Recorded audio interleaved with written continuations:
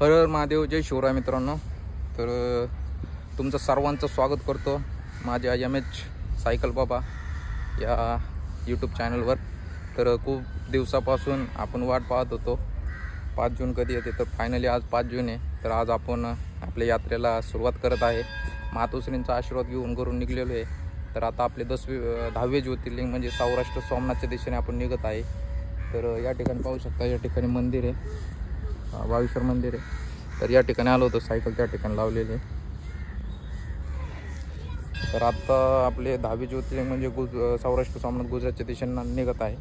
तर आपला रूट नाशिकच्या साईडने असणार आहे. तर जे कोणी व्हिडिओ पाहत असेल यूट्यूब चॅनलला सबस्क्राईब करून आपल्या इंस्टाग्राम आय डीला देखील फॉलो करा. तर चला भेटूयात मित्रांनो लवकरच. हर हर महादेव. तर हर हर महादेव, जय शिवराय मित्रांनो. तर आपले अखंड हिंदुस्थानाचे दैवत छत्रपती शिवरायांचं दर्शन करून आपण आपल्या पुढं प्रवासाला सुरुवात करत आहे. या ठिकाणी अशा प्रकारे सायकल पाहू शकता. तर आता प्रवासाला सुरुवात करतो. तर मित्रांनो, आपण लोणीकरच्या पुढे निघलेलो आहे. तर हे काका भेटलेले आहेत. काका, काय बोलाल का तुम्ही सध्या तरुण पिढीला काय सांगू शकता? काय व्यायाम केला पाहिजे, स्वतःचं शरीर सांभाळलं पाहिजे, स्वतःचं शरीर स्वतःचं नाही काय शेवटपर्यंत साथ देणार आहे तुम्हाला.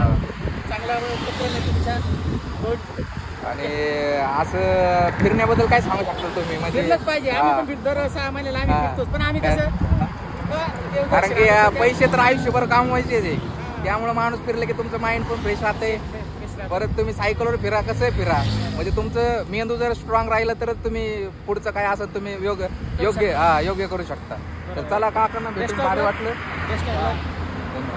तर मित्रांनो, आपण शिक्रापूरच्या पुढं पोहोचलेलो आहे. तर सकाळी नाश्ता केला नव्हता, तर या ठिकाणी थांबल्यावर आज मित्र मिसळ आहे. तर या ठिकाणी अशा प्रकारे सायकल लावलेली आहे. तर आता मिसळ खाऊया आणि मग प्रवासाला सुरुवात करूया. चला भेटतो लवकर. मिसळ आलेली आहे, पाहू शकतो.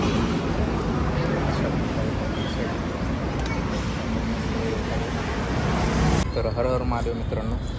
सकाळी 8 वाजता निघलो होतो. आता अष्टविनायकापैकी श्री क्षेत्र रांजणगाव या ठिकाणी पोहोचलेलो आहे महागणपतीचं दर्शन करण्यासाठी.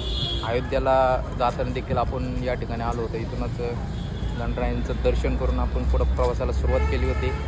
तर आता गणरायांचं दर्शन केलेलं आहे आपण. तर इथून एक मधून रोड जातो आहे, मग निघणार आहोत आपण सौराष्ट्र सोमनाथच्या दिशेने म्हणजे नाशिककडे जाणार आहे. तर भेटतो लवकरच. हर हर महादेव. तर या ठिकाणी पाहू शकता अशा प्रकारे काय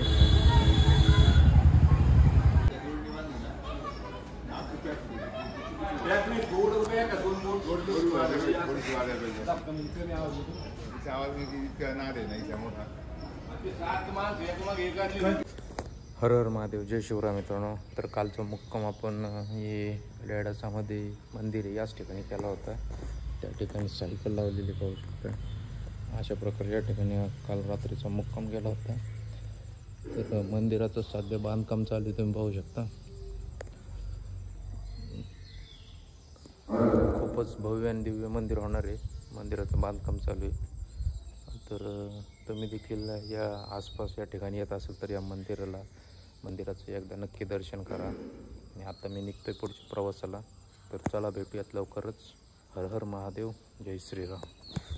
तर हर हर महादेव, जय श्रीराम मित्रांनो. आज दिवस दुसरा आहे आपला. तर काल रेडासामध्ये मंदिर या ठिकाणी राहिलो होतो. त्याच ठिकाणी आपली राहण्याची व जेवण्याची व्यवस्था केली होती. तर यूट्यूब आता काल काही एडिटिंग करायला वेळ नाही भेटला. कालचा आणि आजचा एक उद्या अपलोड होईल आपल्या यूट्यूब चॅनलवर. तर आता डायरेक्ट हायवे लागणार आहे आपल्याला. तर नाशिक हायवे, नाशिक पुणे हायवे. तर बघूयात किती वेळ लागते पोहोचण्यासाठी नाशिकला आज. तर चला मित्रांनो, नाश्ता वगैरे करायचा, चहा पाणी करायचं आपल्याला. तर थांबल्यावर भेटतो तुम्हाला लवकरच. चला भेटत लवकर. हर हर महादेव. तर हर हर महादेव मित्रांनो, आपण पुणेहून नाशिक रोडने जात आहे नाशिकला गोटा साईडने. हे दादा मागं भेटले होते. आता परत पुढे मी तर नाश्ता केला होता पण तरी पण दादानी या ठिकाणी नाश्ता घेऊन आले. दादा धन्यवाद. काय बोलतो का काय? असं आमच्या भावाला सपोर्ट करा. भाऊ आता मी एवढं मेहनत करतोय, सपोर्ट राहू द्या तुमचा.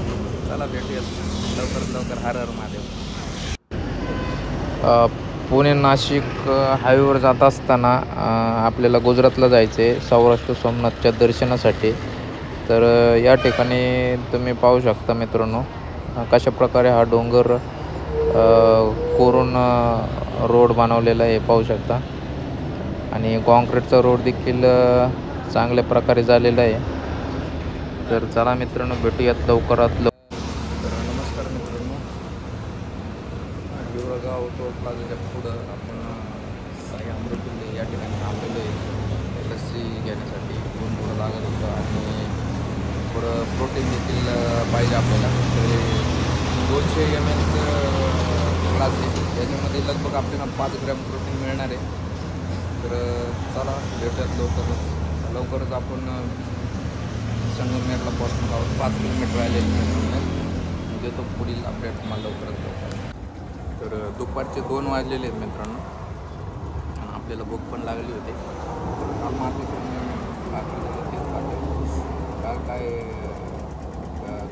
काय खाण्यासाठी थांबलोच नाही मी, कारण की मागं आपली जेवणाची व्यवस्था झाली होती दुपारी आणि संध्याकाळी देखील.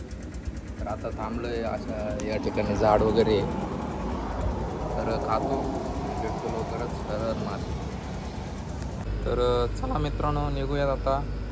जेवण करून इथे अर्धा तास आराम केला होता मी. आता 2:30 वाजलेले आहेत आणि 5:30 वाजेपर्यंत आपल्याला शिन्नरला पोचायचं आहे. शिन्नर अजून एक 35 किलोमीटर असेल. तर चला पोचूयात मित्रांनो लवकर. आणि बघावं लागेल आजची राहण्याची व्यवस्था. तर राहण्याची व्यवस्था आपल्याला शोधावं लागेल. चला लवकरात लवकर निघूयात आणि पुढचे अपडेट लवकरच तुम्हाला देतो. तर व्हिडिओ शेवट करा. तर हर हर महादेव मित्रांनो. तर मागं शिन्नरपासून आपण लेफ्ट घेऊन पुढं येत होतो. तर मागं एक ट्रक ड्रायव्हरने आपल्याला आपण मुक्कामासाठी जागा शोधत होतो. ट्रक ड्रायव्हरने आपल्याला सांगितलं पुढं बाणगाव पिंपरी या गावामध्ये मंदिर आहे महादेवाचं. तर या ठिकाणी मंदिरात आल्यावर मंदिराच्या पुजाऱ्यांना मी विचारलं या ठिकाणी मुक्काम करू का. तर त्यांनी एका व्यक्तीला कॉल केले आणि त्या ठिकाणी मला थांबून ठेवलं. तर ते व्यक्ती आले. ते व्यक्ती हे माजी सरपंच आहेत. 1995 साली ते बिनविरोध सरपंच राहिलेले आहेत. सध्या कुठलंही पद नसताना ते जनसेवा करत आहे. भरपूर ग्रामस्थांचे या ठिकाणी प्रश्न असतील, कसले प्रश्न ते मार्गी लावतात. शाळकरी मुलांचे असू दे, कसल्या परिस्थिती मला शाळेतलं काम असू द्या किंवा गावातले काय काम असू सर्व काही त्या कामाचे प्रश्न मार्गी लावत आहे. तर त्यांच्याकडून जाणून घेऊ दे आपण. तर काका तुम्हाला कसं वाटतंय? तर नवीन पिढीने असं करायला पाहिजे, देवदेव करायला पाहिजे. नाही ते देवदेव काय आहे की बरं आहे. देवदेव केलं तर देवाचा फायदा मी त्यांना आशीर्वाद भेटतो नाही. आणि आता मी जे करते माझ्या अंतकरणावर मला माहिती. मी जे देव करतो म्हणून मला देवाने बुद्धी देतो का असं कर असं कर. पण तुम्ही जे हे निस्वार्थ जे कार्य करत आहे ना, तर मला तर खरंच खूप भारी वाटतं तुम्हाला भेटून या ठिकाणी. आणि आजचं जे आपलं राहण्याचं जेवणाची व्यवस्था काकांनीच केली. काकांचे मनापासून धन्यवाद, आभार. नाही काही नाही, आपलं कामच ते जनसेवा करणं हा जन्म सुद्धा. तर काकांचं खरंच एक कुठलं प्रपंच आपल्याला पद नसताना देखील एवढं काम केलं खरंच म्हणजे एक वेगळ्या प्रकारचे त्यांच्याकडे ऊर्जा आहे. तरी देखील ते काम करत आहे. त्यांच्याकडे एक गाडी आहे आपली, म्हणजे ते बजाजची गाडी आहे. ती गाडी आत्ता वाटते की आता चांगल्या गाड्यांना सुद्धा फेल करणं अशा प्रकारची गाडी आहे त्यांच्याकडे. आता ती गाडी देखील त्यांनी मेंटेन ठेवलेली आहे. याच गाडीने त्यांचा प्रवास वगैरे चालू असते. चला भेटूयात मित्रांनो लवकरच. हर हर महादेव.